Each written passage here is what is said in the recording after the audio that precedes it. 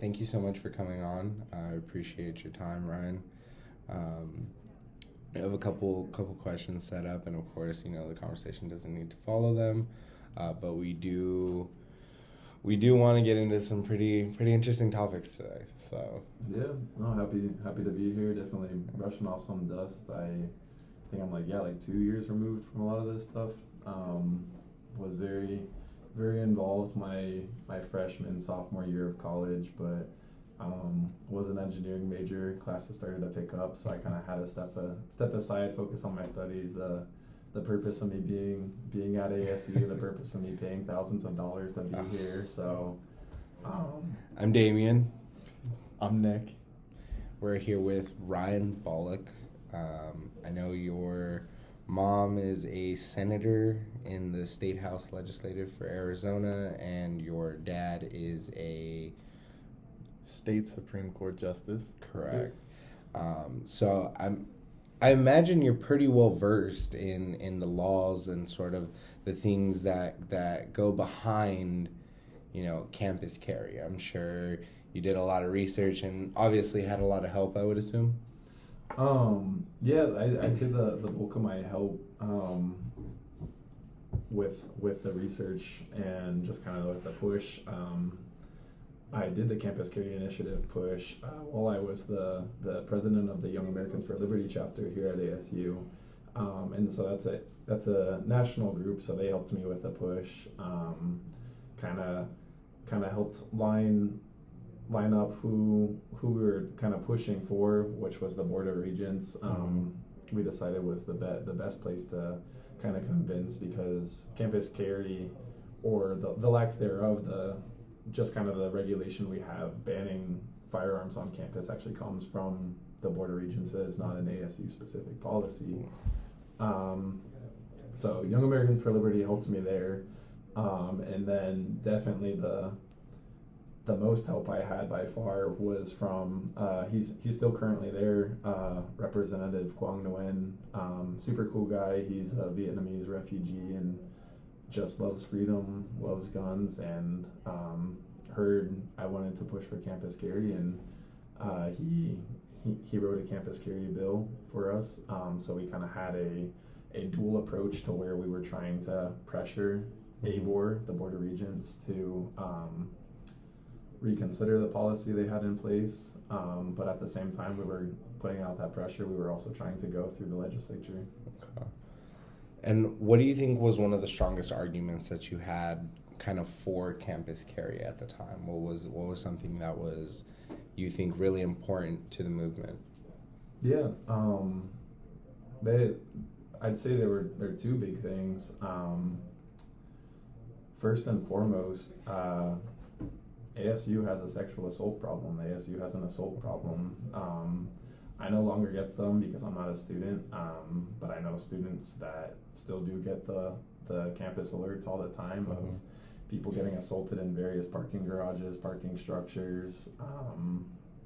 It's just rampant, and those alerts we get are a small minority of the actual crimes that happen on campus, whether it's downtown or Tempe. And we kind of thought, what better way to address this, because ASU doesn't seem to really be doing much to address this. What better way to address it than to empower students with their own constitutional rights on a public campus, giving them back, restoring their rights to defend themselves. Firearms are the great equalizer. We definitely, some of our strongest supporters for campus carry were female students that felt very unsafe walking downtown, walking on any campus, and they thought being able to carry a firearm, they would feel safer, they would have the means to defend themselves, and hopefully it would be a deterrent, because nobody wants it to ever come to the point where you have to use it, but it is the great equalizer end of the day. I don't know, liberals like to make the joke that people are compensating for something and females are compensating for something when they carry a gun. We're going to have to admit that. I definitely want to hit on the point where you said, ASU definitely has a problem. they don't. I think they don't alert people as well as they should, or put in safety measures as well as they should. Yeah. I'm from the West Campus, so Okay. really smaller, tight knit, right? It's like a fancy community college. Yeah, it is. Yeah. One of the biggest things, though, that happened recently was a student was attacked in class. I believe she was stabbed with, I don't know if it was a pencil, a knife. I know that she was stabbed, and it was honestly really kind of scary because I was walking out of the Starbucks by the library, and there was just campus police, an ambulance, and a ton of students outside. And I go, I thought, oh, okay, maybe it's one of these, class drills that they're doing for forensic psychology or something like that. And at the time, I didn't really think much of it. It wasn't until I got back to the dorms that I look on my phone and I see that an ASU student has been stabbed. Jeez, yeah. ASU did not notify anybody immediately. Took them, I think, a whole day. Yeah. So we didn't know until the next day. Yeah. And that was really concerning because that could have been avoided, I think. And that's something that I think you kind of hit on is if she had been able to defend herself, maybe this wouldn't have happened. Yeah. Yeah, and I don't necessarily know the specific details of this case. Obviously, do you know if it was another student or if it was just? It was another student. And for preface, it was a knife. It was not a pencil. Okay. Yeah. No, I mean, ASU isn't necessarily supporting people wielding knives on campus. So it's the students not being able to defend themselves. It's only the law-abiding citizens that are going to be vulnerable to this stuff.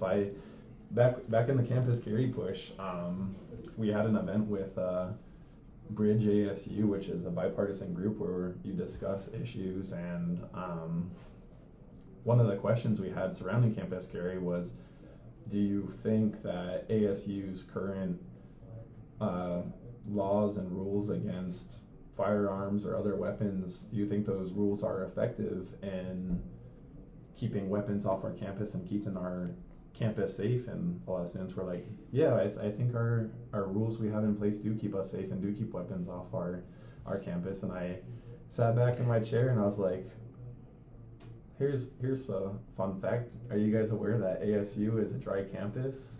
And I was like, do any of you guys happen to have alcohol in your dorm rooms or your ASU-sponsored apartments? And the table got a little quiet then. So I was like, why is it any different?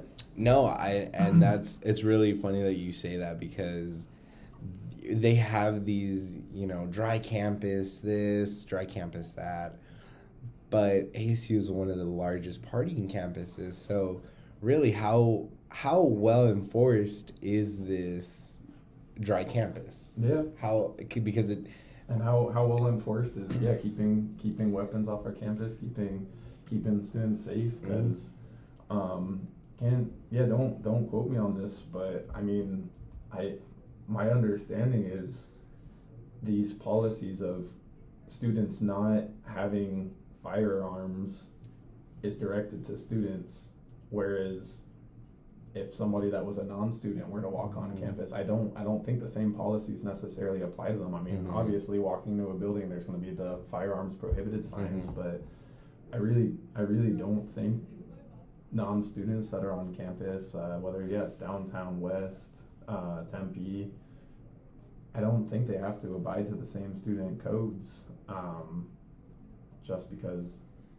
they're still allowed to exercise the rights that they have under the state. We are a constitutional carry state, and then the lines get so blurred. Downtown's obviously a very kind of hodgepodgey campus of ASU building, non-ASU building, whose property is this, whose property is that. But then, Tempe, we kind of have the clear borders, but it's still just so ridiculous of, say, Rural Road, on one side of Rural Road, it's ASU. On one side of Rural Road, it's Tempe. So on the Tempe side of Rural Road, you're allowed to practice constitutional carry because you're an Arizona citizen. And then when you cross the street, if you're a student, you lose those rights for some reason. It's almost like when you have laws that prohibit people from carrying firearms. The only people that are actually carrying weapons are the ones who don't follow the laws. Yeah. Who would have thought? Yep. Yeah, no, I think that's an interesting point, honestly, is, it should apply to everybody, right? The Second Amendment should apply equally, and not just because you're an ASU student should that be sort of restricted. Yeah, and you just all of a sudden lose your right to, like, in a real public university that are taxpayers. Yeah, and that's something that's always really bothered me, I think, is why do we not kind of enforce the same thing on public campuses, because they do take public funding. Yeah. If it were private, I'd understand. Yeah, because I'm a big private rights guy, the rights of private companies and private entities. So yeah, if ASU were a private school, whatever they said, I'd be much more receptive to that. But growing up here, we pay taxes to go here. It's very subsidized. We're subsidizing the infringement of our rights. So you spent a lot of time working on Campus Carry Arizona and all of this. What do you think is the strongest argument that you've presented with throughout your time against the Campus Carry bill? I would say the biggest fear we can have with students being armed, and it's a completely legitimate concern, is somebody overreacting. If an armed student overreacts, say I've gone to Hayden at like 4 a.m. in the morning before to go study, and I'm probably menacing, walking outside at 4 a.m. going to Hayden, and if there were a young female student that we're carrying, she could potentially overreact and think I'm going to assault her or something like that. So I'd say that's probably one of the strongest arguments against campus carry, is just how dire some of the circumstances could be if someone were to overreact. But I would like to say that the legislation that we worked on with Quang Nguyen, very, very moderate bill. It's funny to describe a bill saying students can carry guns as moderate, but it is very moderate. It is restricted to only CCW carriers. Oh, okay. I don't know how familiar you guys are, and it was really, really, really brilliant to do this. And Quang definitely deserves a lot of credit. Just kind of the baby steps towards getting it passed. But that's super, super moderate, because to get a CCW, you need to be 21. So that already rules out a lot of the students. You also need to go through background checks. You also need to go through training, and there's fees associated with it. So very few students would even have the gun in. You can't really find any statistics pointing to CCW carriers committing crimes. So it's like these are people that we can trust to be carrying guns. And we talked about how it's 21 and up. So it's like students that are 21 and older can have it, but I think a big impact that would have too is that would mean we had trained faculty as well, which I think is going off of that point. In the bill, it does mention educational institutions to apply to this bill, and that would also include high schools and common schools. So having it be CCW holders only would mainly just mean the staff, so teachers and other faculty members will be able to I lost my train of thought. They would be able to possess a firearm on their school premises. Could you outline a little bit more on what that means and what kind of impact that would have on smaller schools? Not colleges specifically. So you have the Senate bill pulled up. I'm definitely much more familiar with the House bill that Quang wrote, but I do believe the Senate bill is more or less a duplicate of the House bill, and it was sponsored by Wendy Rogers. But yeah, kind of like you said, there's not 21-year-olds going to high school, so the only people that would have the power to bring a firearm to campus would be faculty with a CCW. So I'd say the big concern there would be just, we already know if these faculty members have their CCW, we can assume they can be trusted with these firearms. I'd say we would then need policy addressing these high schools situations to make sure that there is protocol in place for these guns to be properly stored, because we don't want them to be in the hands of students. We don't want them to be in the hands of anybody that is not that CCW permit carrier. I like that. I didn't know that was something put into the state bill. Yeah, the House bill and the House Senate bill. bill. Excuse Yeah, me. no, and I didn't know that. said, I was going off of the Senate bill, but I didn't know there was a bill before that, and that it's new information. that it's limited to CCW. Yeah, I did not know Yeah, that. no, I like- like that. yeah, I think like that's pretty reasonable. That is very reasonable, and it's it was really unfortunate because whenever we were pushing it, a lot of our opponents very clearly did not read the bill. Surprise, surprise, and that it wasn't even just limited to just people that are really anti-gun. When the House bill was in committee, the chief of ASU police actually came and lobbied against our bill, and his big argument was, the brain is so undeveloped when you're 18 years old, we can't be trusting these 18, 17-year-old students with guns. And that was basically his whole time, and that's basically all he spent it on. And I wasn't able to make it to the House to testify, but my buddy Tim was there, and I was texting him while the chief of police went first, and I was like, dude, you need a grill head. This guy has not read the bill. You need to be first off. Yeah. CCW, what are the requirement? 21. So yeah, it was, like I said, it's definitely funny to call the campus carry bill moderate, but I really think it was very moderate, very reasonable, and yeah, it would empower the right people to. Do you think there was a lot of misinformation when this bill was being brought up? Do you think that when people were looking at it and reading it and seeing, campus carry, that there was a lot of sort of just misinformation that these people were reading and looking at it and saying, wow, I don't want 18-year-olds holding a gun, because clearly the chief of police for ASU. Absolutely. Yeah, no, I mean, anytime you're talking about guns, there's massive misinformation on the opposing end of gun rights. I mean, so many people, whenever they are anti-gun, I am very skeptical the vast majority of them has ever held or shot a firearm in their life.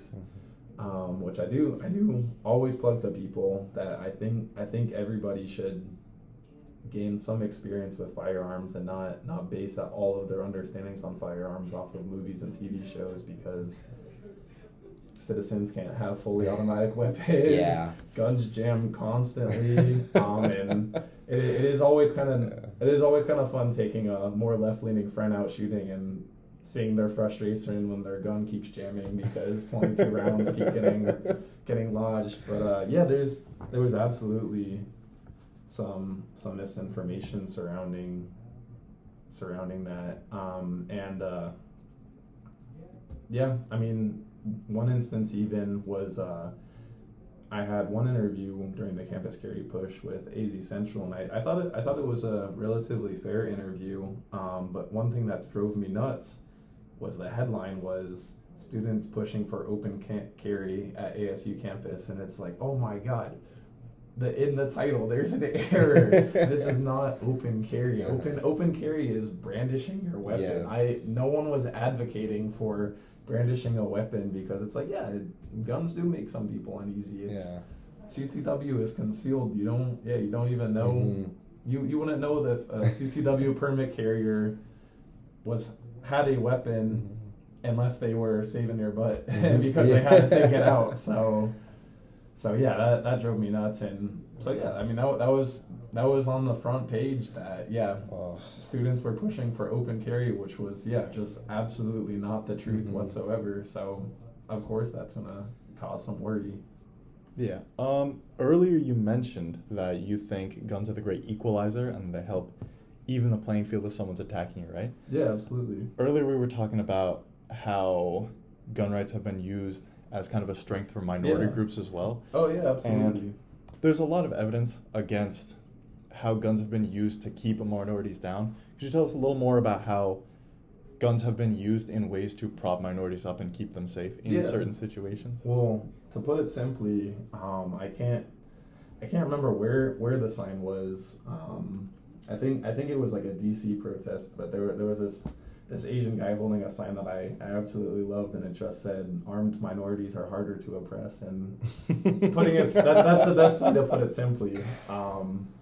But yeah, digging into the history, many folks don't know about two really important historical events that have to do with race and guns. And I know you guys are in a race and guns class, so I would hope you guys had covered this, but yeah, many people do not talk about this, and that's the Colfax Massacre, and then the resulting Supreme Court decision, the U.S. versus Cruikshank. But yeah, basically in 1873, the United States was undergoing Reconstruction, and freed slaves were being integrated back into society, and a bunch of racist white Southerners were really, really unhappy about that, and so they disarmed all these freed slaves and just absolutely massacred them. And historical accounts account up to 150 deaths of these freed slaves just because they were disarmed. They were not able to protect themselves. And then following this massacre, U.S. versus Cruikshank, the Supreme Court essentially held that the Bill of Rights did not apply to the freed slaves despite the adoption of the 14th Amendment. So this was essentially the systematic disarming of freed slaves. It's just saying that they could not practice their Second Amendment rights. So whenever people like to talk about systematic racism, this is essentially the first instance of gun control in our country ever was based on race, based on disarming freed slaves.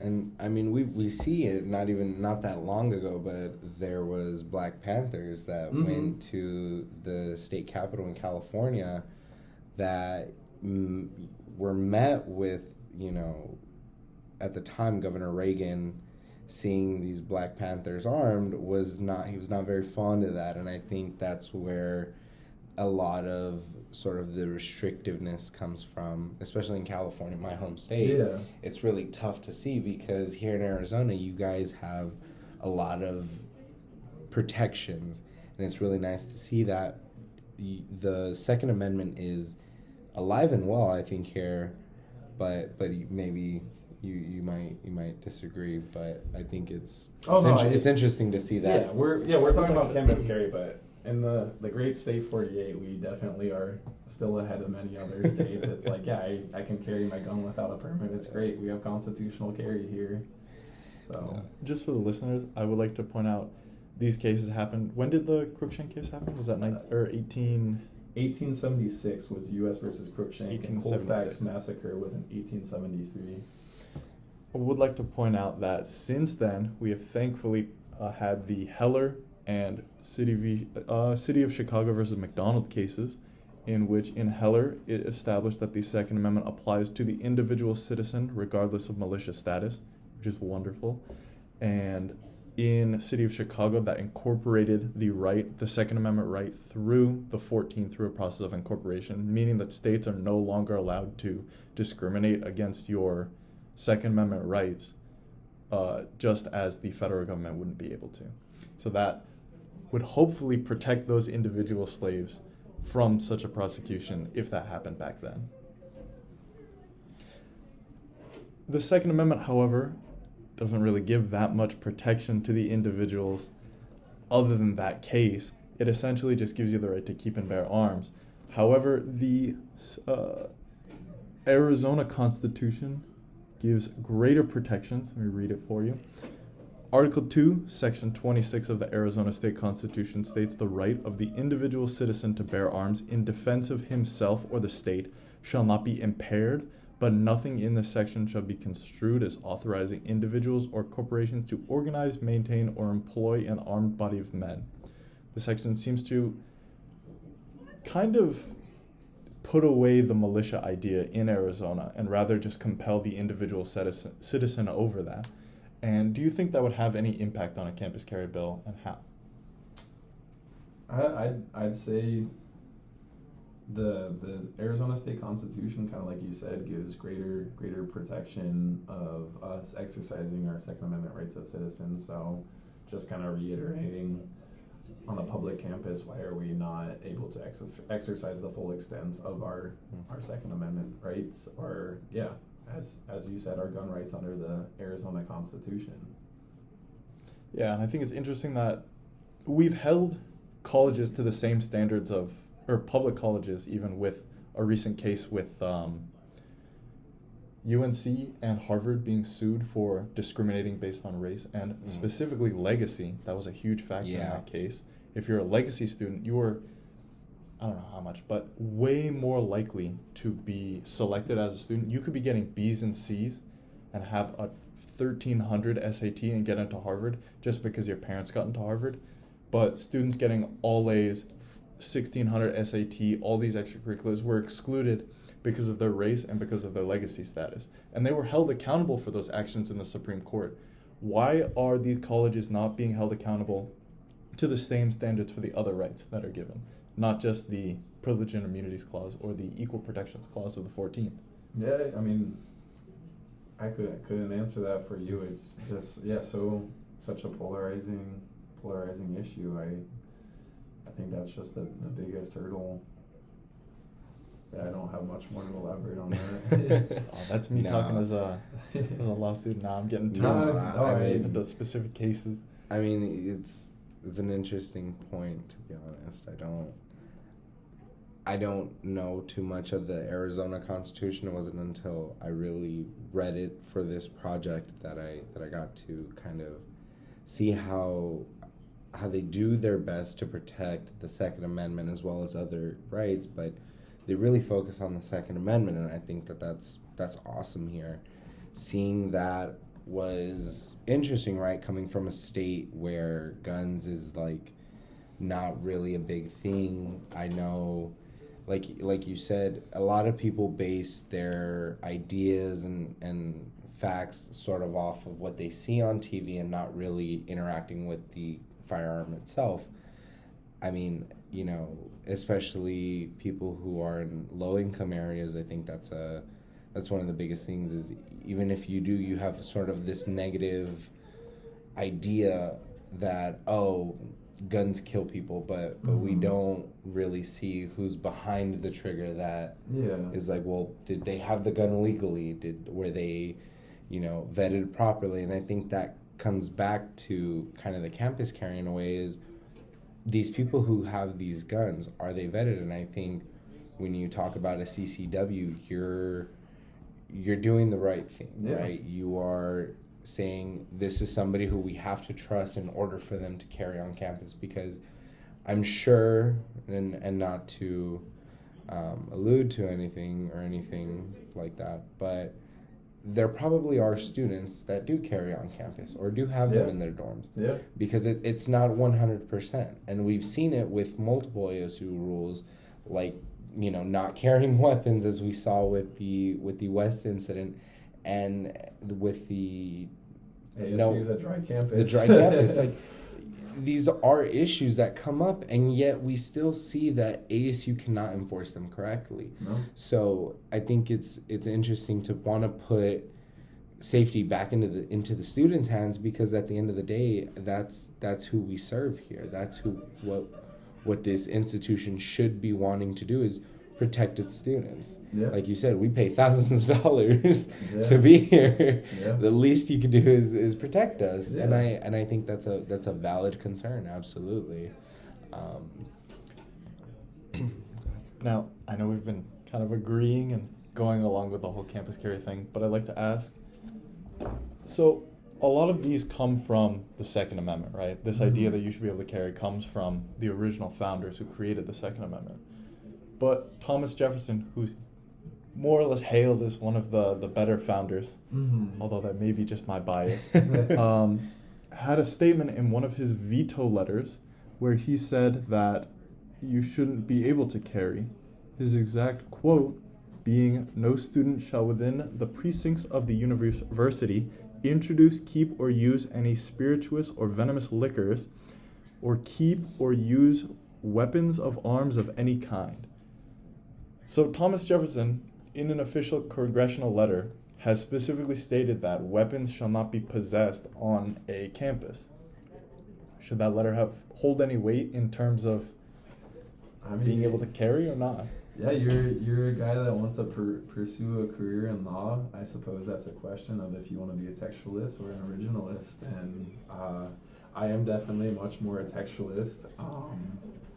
An originalist might care about what Thomas Jefferson said in a letter, but I only really care about what the law has to say, and not necessarily the intent of Thomas Jefferson. So I'm an absolutist and on shall not be infringed, and on our public universities I think it shall not be infringed. For those people that don't know, what is an absolutist? Or absolutist as in terms of The Second Amendment? the Second Amendment? Okay, yeah, an absolutist, I just think shall not be infringed means there should be no laws put in place to just kind of hamper your exercising of your rights. And yeah, my confusion there with your question was to also talk about being a textualist and an originalist. Textualists interpret the law for the text as it is, and an originalist kind of takes into account what the founding fathers would have wanted. I am a textualist as well. I would like to point that out for the audience. However, in a very recent decision, the Bruin case, New York State Rifle and Pistol Association versus Bruin, this is from 2022, so still a very recent case. The founding fathers, or not the founding fathers, I'm sorry, the Supreme Court justices have decided to do away with means-end scrutiny, which I don't particularly want to get into for this podcast purposes, but they have based all firearm regulations off of the history and tradition of regulation in the United States, which seems to be a more originalist approach, seeing what was the intent of these regulations and also looking at the intent of the framers and what they were trying to do back then, rather than looking specifically at the text. So I want to know, how do you feel about this direction that the Second Amendment is taking in terms of going towards history and tradition? Yeah, I'm not super familiar with this case. Like I said, it's nice I've kind of taken a vacation from politics since kind of stepping down from this push and focusing on my engineering studies. But yeah, I definitely am just much more a textualist and an absolutist in this. Oh. What was one of the things that you think kind of, I want to push back on you a little bit. One thing that I do see an argument being is, we see that right now mental health is climbing and it's not coming down as quick, right? More students have more problems, and we're coming into a lot more roadblocks. However, how is it that if we add, students carrying, how is that going to impact sort of the social of the students? And I think that that's a valid question to ask, because,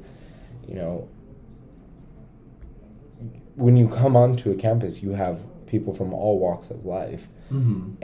And sometimes, a gun may not be something that somebody's used to, like you said. Mm-hmm. It's not something that they're aware of. But just knowing that, oh, hey, maybe the guy next to me has, a Glock 19, or whatever kind of gun they think that the student next to them has, that could raise sort of their anxieties and things of that sort. So what would you kind of answer to that? I mean, my answer to that would be within the scope of the campus carry bill I pushed.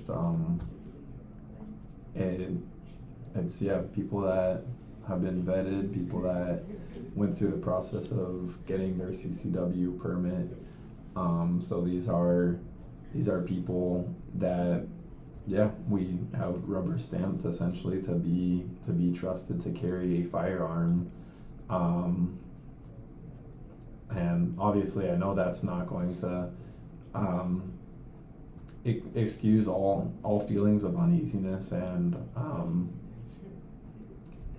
it's perfectly okay to be kind of uneasy with guns. I know this is kind of going into like a different tangent, and not necessarily answering the question, just because I don't really have a direct answer for uneasiness, but I do like to tell people whenever I'm talking to them about guns, that uneasiness about a firearm is a perfectly reasonable human instinct. When people say guns scare them, I'm like, that's okay. Come shooting with me sometime. It is a firearm is a tool that does have the potential to cause harm. I've worked jobs in the past where I've had to use an electric saw. The saw scared me the first time I had to use it, because I know if I did not use this properly, this could cause harm to me. And so the first few times I used it, I used lots of caution. I was nervous using it, but the more I became familiar with it, the more comfortable I got with it, and I wasn't uneasy about it anymore. So whenever people tell me they're uneasy about guns, I tell them, hey, that's okay. That's a perfectly reasonable human instinct to be uneasy. But it's a tool. Learn to be comfortable with this tool. Okay. And how do you think how should we go about educating people, since we want to put it into a college setting, how would we educate people in a college setting on guns? That's a good question. I would not be opposed to like groups near Tempe, kind of encouraging firearm training. The university, it would be nice for them to kind of have resources on obtaining CCW permits, because you do have to undergo training for that.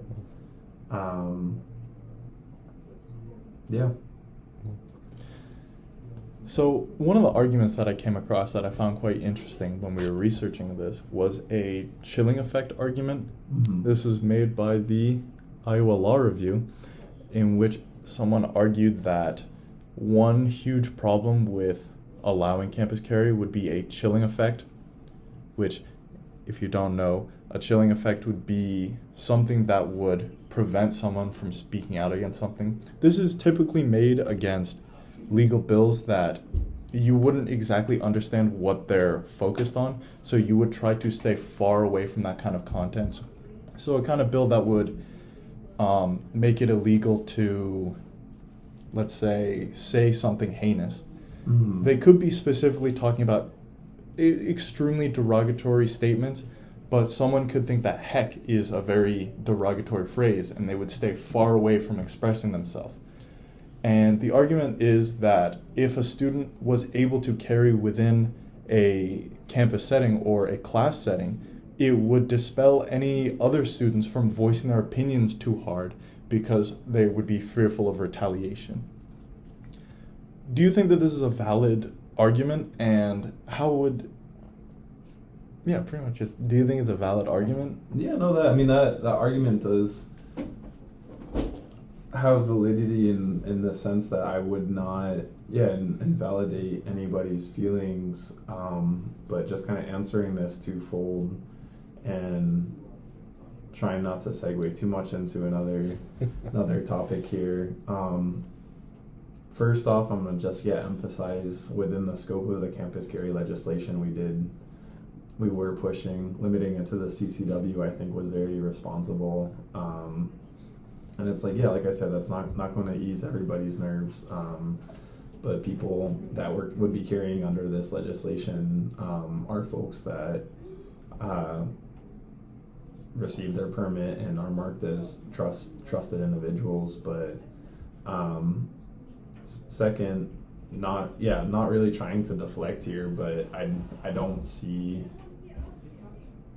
how this is too much different than students not wanting to speak out for fear of retaliation for their professor from not agreeing with certain things they have to say. And I think this is more a kind of question for like the university to answer of, for lack of a better term, universities harboring safe spaces for all people to kind of be able to speak out and not fear for any kind of lashback on voicing their opinions in class. No, I think that's a fair way to put it. I think it's hard, right, to kind of point to the university and say, hey, we want you to enforce it, because they also have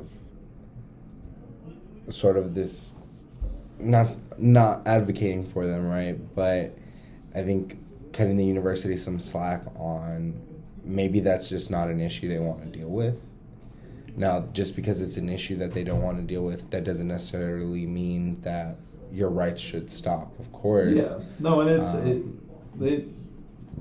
I'm not going to say that pushing for campus carry is a cut and dry case. It's very, very dicey. It's something I want to happen, but I want it to happen right. It's like I don't want anything bad to come of campus carry. I want people to be safer as a product of it.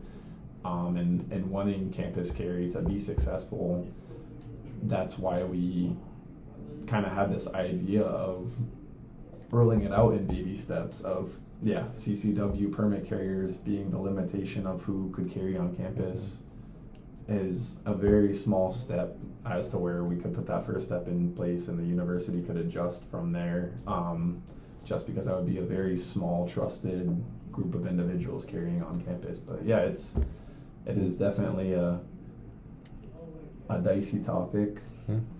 And